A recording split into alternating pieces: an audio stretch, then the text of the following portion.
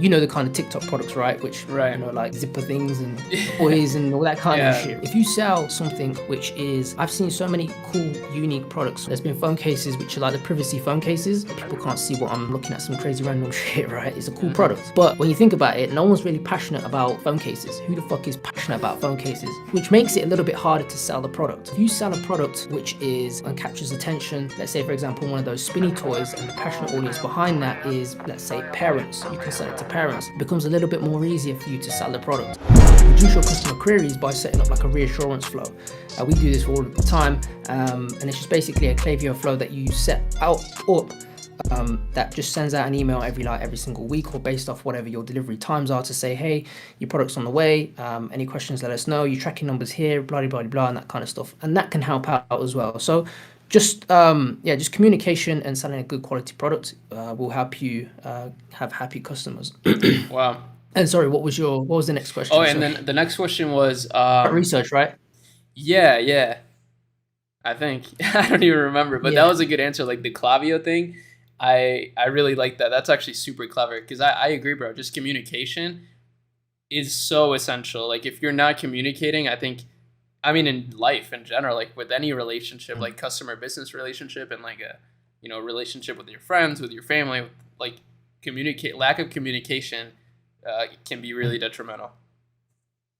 Yeah. So again, just setting up these small things can help, and even just small things like having like I use ReMAs for the customer service. So we use ReMAs, and you can do things like turn on autoresponders. So when someone emails in, it sends them a quick email just to say, hey, your email's been we've got your email. We will reply within 24 hours or whatever it may be. And here's a link to the FAQs. Check it out, because 9 times out of 10 the answer will be in there. Just small communication keys that you can implement inside of your business. And if you're drop shipping from China, you can still get good quality times, providing that you've got a good shipping agent, right? You can get 15 to 10 days shipping, if if you get a good quality supplier. And then there's a lot of big brands out there that are still, they're brands. There's so many different levels to a brand, but there's a lot of drop shippers, a lot of drop shipping brands that I've seen on websites that are still drop shipping from China, but they look absolutely massive, and they're just, it's just the communication that's key. But That's so true. if we actually talk about product research, so yeah, if you're spam testing, anyone watching this, if you're spam testing in 2023, you will lose money, you will burn money, you will go broke, you will not make any money. Just don't bother thinking about drop shipping. That's rule number one. Okay. So my criteria for drop shipping, or finding a product, is like I have like a five step framework, and essentially it comes down to this. The first thing is you need to make sure that it's already proven, okay? When I say already proven, it's something which is already being sold somewhere.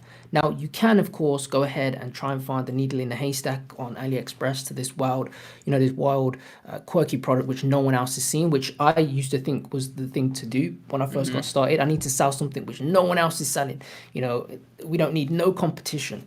And that's the wrong way to think of things, because first and foremost, you're going to have to spend a lot of money to try and find that one thing that works. And trying to find that needle in a haystack, yes, if you find it, you can be the first to market and make a ton of money, but the chances of you doing that as a beginner is very difficult. Even for an advanced person, it's very hard to do.